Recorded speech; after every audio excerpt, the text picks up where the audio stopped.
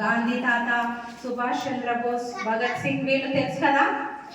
వీళ్ళ సరిగా ఈయన కూడా స్వాతంత్రోద్యమంలో పాల్గొని మన భారతదేశానికి స్వాతంత్రం రావడంలో తోడ్పడ్డారనమాట. తర్వాత స్వాతంత్ర భారతదేశానికి మొట్టమొదటి ప్రధానమంత్రిగా కూడా వీరు పనిచేశారు. ఈ విషయం మీరు ఎప్పటికీ గుర్తుపెట్టుకోవాలి. భారతదేశపు మొట్టమొదటి ప్రధానమంత్రి ఎవరంటే వీరే. ఎవరు ఎవరు నెహ్రూ.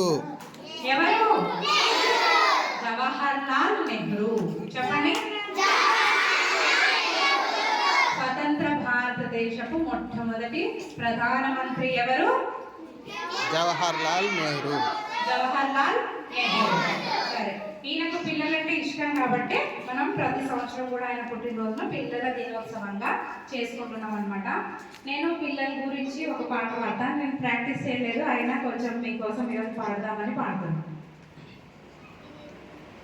పిల్లలు దేవుడు చల్లని వారే, కళ్ళ కపట మెరుగని కరుణామయులే.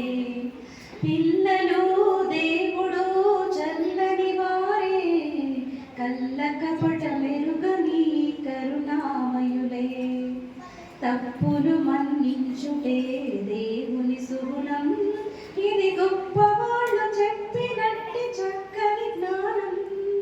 తప్పులు మన్నించుటే దేవుని సుగుణం, ఇది గొప్పవాళ్ళు చెప్పినట్టి చక్కని జ్ఞానం.